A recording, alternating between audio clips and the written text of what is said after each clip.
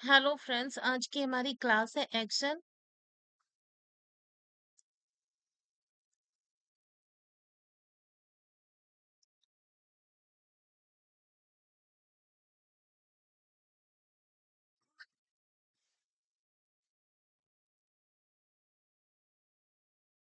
Excel में मैंने दो सीटें बनाई हैं। एक्सेल में हमारा जो है लास्ट क्लास में कंडीशनल फॉर्मेटिंग में हाइलाइटेड सेल्स हो चुके थे और अब होंगे टॉप बॉटम्स रूल्स। इसमें सबसे पहला ऑप्शन जो है वो टॉप 10 आइटम्स का है। सेकंड जो है टॉप 10% का है। थर्ड जो है बॉटम से 10 आइटम्स का है और ये बॉटम से परसेंटेज का है। ये एबव एवरेज है और ये बिलो एवरेज है। इसके लिए मैंने यहाँ पे डाटा को सेलेक्ट किया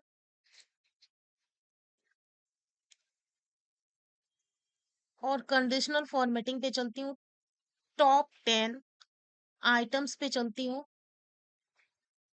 तो जो टॉप के आइटम्स होंगे उनको ये सेलेक्ट कर लेगा।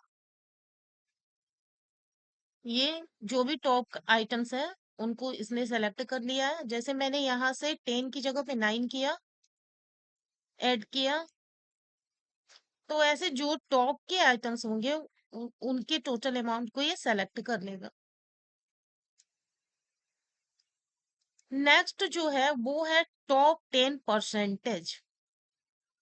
इसके लिए जो मैंने दूसरी सीट बनाई है उस पे चलते हैं।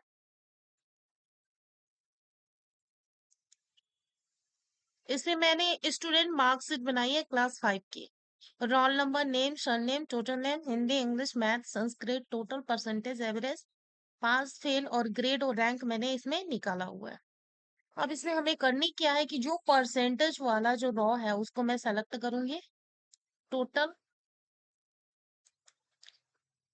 और यहाँ जाने के बाद मैं टॉप 10% पे जाती हूँ। तो इनमें जो परसेंटेज सबसे ज्यादा होगा उसको ये सेलेक्ट कर लेगा। जैसे मैंने टॉप 9 किया, टॉप 8 किया, टॉप 7 किया, टॉप 6 किया। तो इसमें जो है ये चेंजिंग बाकियों में नहीं हो रहा है क्योंकि ये जो सबसे ज्यादा टॉप होगा उसी को ये सेलेक्ट करेगा। नेक्स्ट जो है वो है बॉटम 10 आइटम्स। इसमें जो आइटम्स बॉटम से होंगे उनको ये सेलेक्ट करेगा।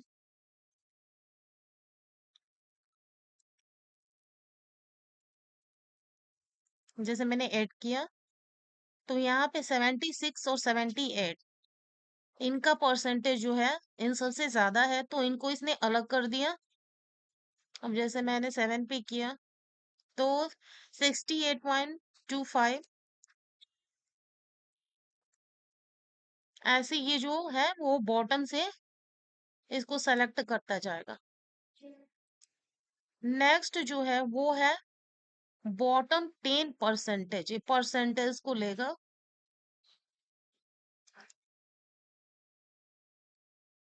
पहले मैं इसको खत्म करती हूँ, वापिस से आती हूँ, क्लियर। अब मैं चलती हूँ कंडीशनल फॉर्मेटिंग में और बॉटम से 10%। तो बॉटम से जो भी सबसे छोटा होगा इसमें, यानी कि जो बॉटम पे होगा, जैसे 55%, सॉरी 55.25%, तो ये इस रो में सबसे ज्यादा छोटा है,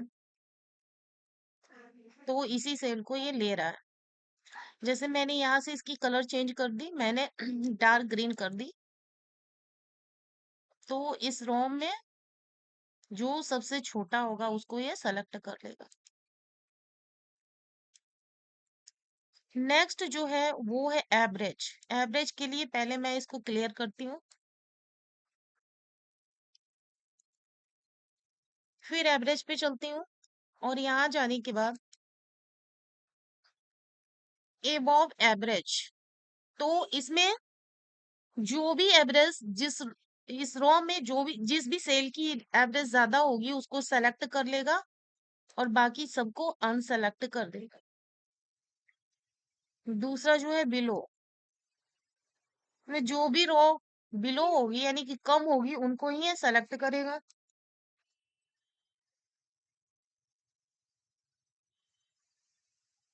फिर उसके बाद मैं इस रो को क्लियर करती हूँ।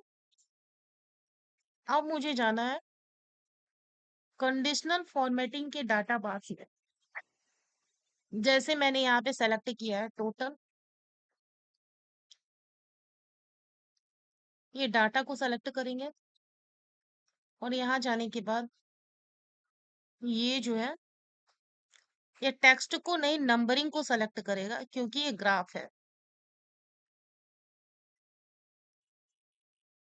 यहाँ पे ग्राफ शो हो रहा है। जैसे यहाँ जो ज्यादा है उसका ग्राफ यहाँ ज्यादा, और जो रॉ जिसकी वैल्यू कम है उसका कम यहाँ पे शो होगा। नेक्स्ट जो है वो है कलर स्केल्स का। इस टाइप में, अदरवाइज ऐसे जैसे मुझे चाहिए वैसे। फिर जो है वो छोटे छोटे आइकन्स इंडिकेट करते हैं, जैसे कि यहाँ पे मैंने इन आइकन्स को ले लिया।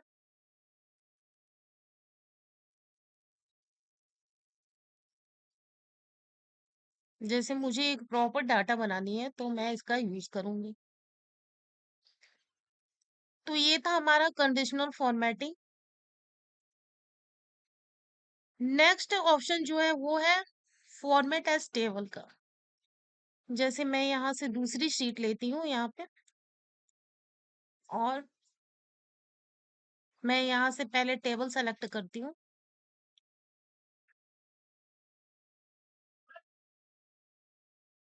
और यहाँ पे मैं चलती हूँ फॉर्मेट एज टेबल। तो यहाँ से इस टेबल के रेंज को, ये टोटल को सेलेक्ट कर लेगा। यदि मुझे हेडर्स भी चाहिए तो मैं इसको यस कर दूंगी और ओके।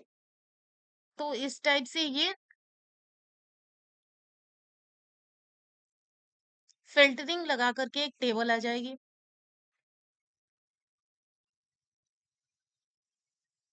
और यहाँ से हम इसके कलर्स वगैरह को चेंज कर सकते हैं। जैसे मैंने यहाँ से इस टेबल को लिया और फर्स्ट कॉलम, यहाँ पे लास्ट कॉलम, टोटल रो, यहाँ से बैंडेड कॉलम्स, ये सारे लगते जाएंगे। जैसे मैंने यहाँ पे एक नंबरिंग दे दिया, 1 2 3 4 5।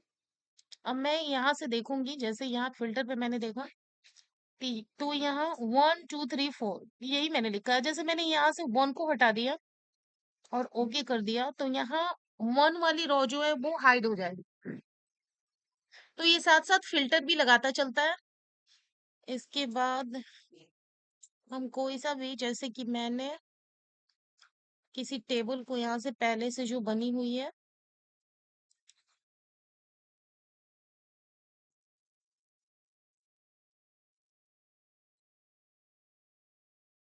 मैं इस टेबल को सेलेक्ट करती हूँ। पहले तो इसको मैं यहाँ जाकर क्लीन करूंगी, फिर इसको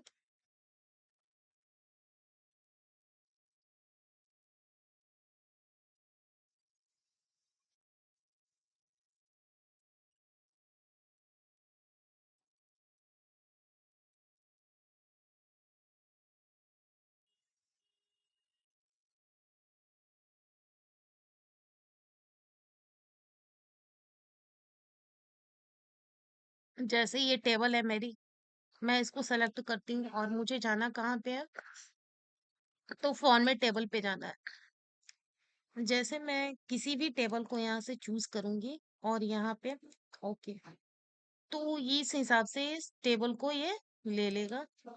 यहाँ से मैं जिसको भी जोड़ती जाऊंगी तो ये जो है टोटल वगैरह भी खुद से करता जाएगा। तो ये है टेबल का वर्क। जैसे हम टेबल ओपन करेंगे वैसे ही टेबल डिजाइन भी ओपन होगा और इसमें ये सारे ऑप्शंस आएंगे।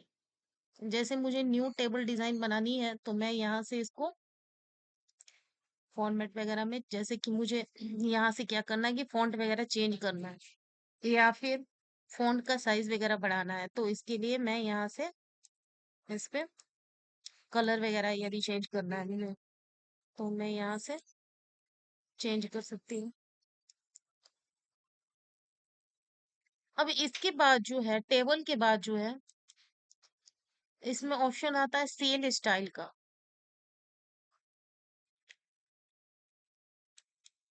इसके लिए हम न्यू टेबल को जोड़ेंगे। जैसे मैंने यहाँ पे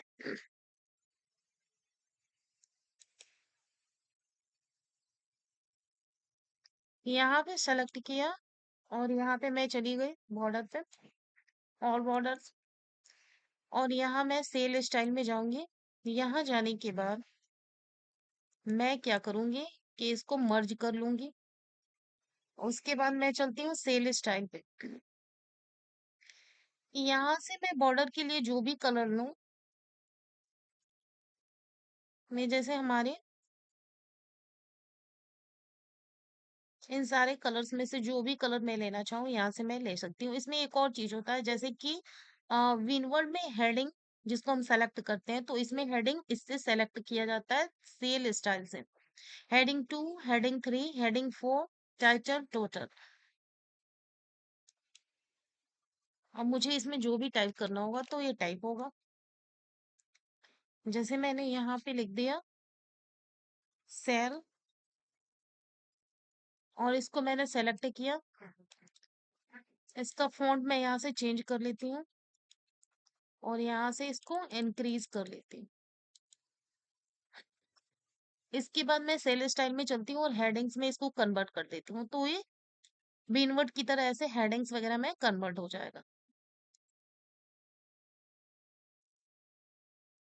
तो ये थी आज की हमारी स्टाइल की कंडीशनल फॉर्मेटिंग के ऑप्शंस, फॉर्मेट सेल और सेल स्टाइल्स के ऑप्शन। हम आगे की क्लासेस में पढ़ेंगे सेल। तब तक मेरे इस वीडियो को देखें और सब्सक्राइब करें।